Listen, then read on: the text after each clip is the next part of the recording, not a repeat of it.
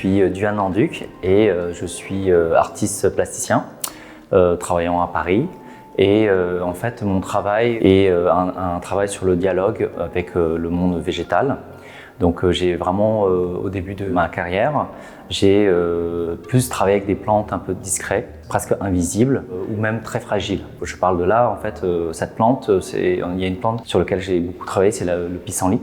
Donc c'est une plante qui est assez modeste en termes d'image, mais en même temps, symboliquement, elle représente pour moi une plante qui a une grande partie du rêve. Et en fait, elle représente aussi une forme de liberté qui représente aussi bien dans mon travail. C'est-à-dire que voilà, sa façon de se propager, se dissimuler dans la nature me fascine. Donc j'ai travaillé pendant presque 10 ans sur cette plante. Depuis quelques années, mon regard s'est tourné vers les arbres urbains. Et du coup, c'est un travail qui est beaucoup plus lent.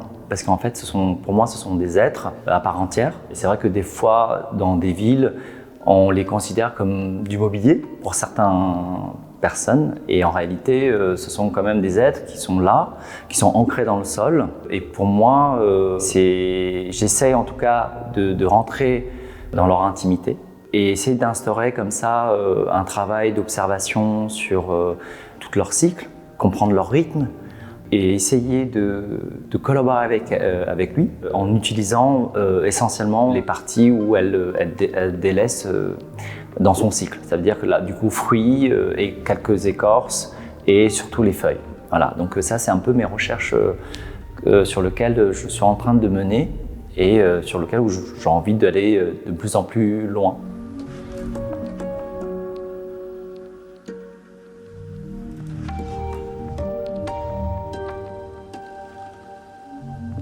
La première fois où j'ai mis les pieds à Saint-Maur, c'est vrai que j'étais frappé par cette presqu'île avec ce parc arboré très lié à l'eau, parce que finalement c'est les arbres et l'eau. Ce sont des arbres que je connais déjà, donc il y a de l'aulne, il y a du saule, il y a du platane, du micocolier, et donc il y a eu tout de suite une affinité.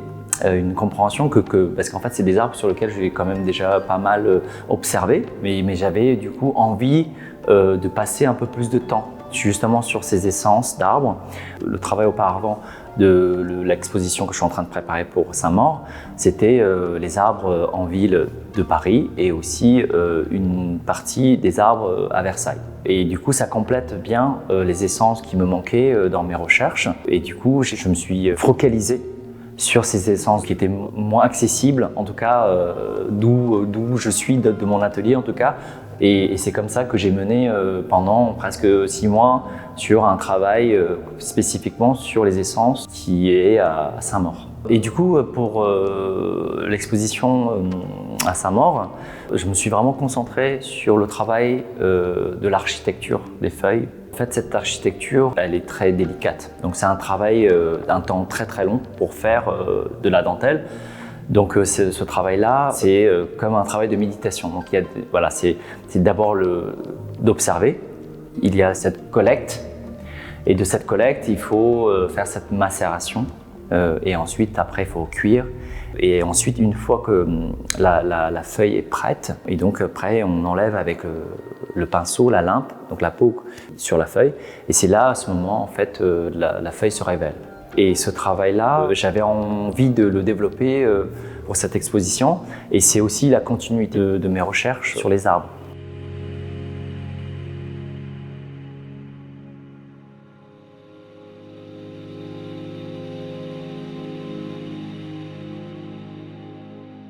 Et en fait, quand on arrive à l'exposition, au rez-de-chaussée, il y a un travail sur une installation sur les pigments des arbres. Donc en fait, l'installation est composée d'une soixantaine de nuances de couleurs. Et ces couleurs sont extraites des feuilles des arbres. Et c'est un travail qui est très long, parce qu'en fait, pareil, il faut faire cette infusion, et ensuite, après, extraire la couleur qui est dans le jus, le faire décanter et ensuite le faire sécher, le broyer. Et ce pigment qui est complètement végétal, qui est vivante, parce qu'elle peut bouger, elle peut s'estomper aussi en termes de couleur. Après, en réalité, dans ce travail-là, je ne suis pas en train de rechercher de la couleur vive.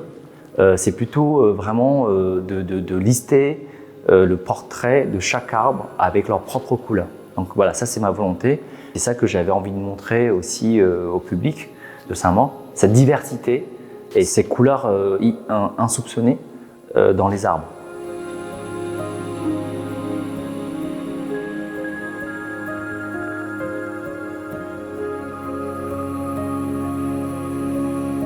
Il y a un travail sur lequel j'ai passé énormément de temps, c'est le travail du lichen. J'ai toujours voulu vraiment essayer de capter et préserver le lichen pour en faire des créations. Il s'avère que le lichen, c'est un organisme vivant, très fragile, et en séchant, elle est cassante.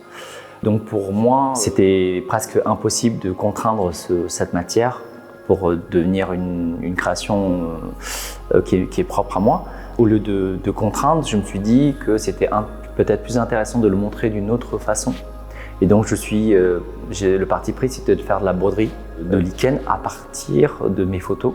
J'ai demandé à la maison Dior, donc c'est les ateliers Dior qui ont vraiment conçu les broderies de toutes les lichens dans l'exposition.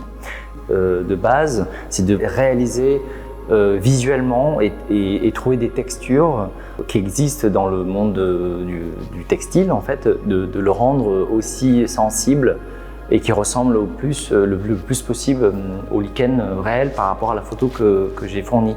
Donc il y a du cuir végétal, il y a de la laine, il y a de la soie, il y a des perles. C'est vraiment un travail d'expertise et d'artisanat vraiment d'exception.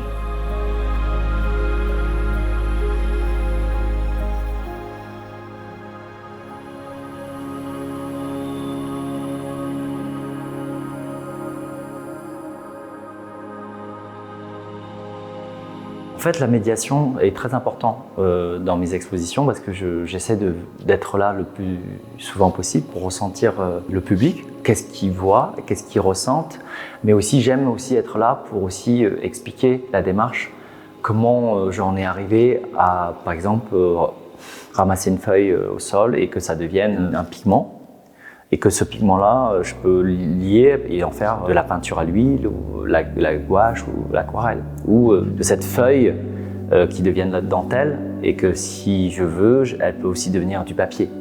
Donc c'est beaucoup de recherche. Ça me plaît aussi d'expliquer tout ce processus lent et tout probablement aussi qu'en fait, même dans les façons de faire, des fois je rate. Et le fait de rater, ça me permet de me ramener dans un autre chemin. C'est pas le but qui m'apporte, mais c'est le chemin que je prends pour arriver à traduire une matière sans vraiment trop la dénaturer.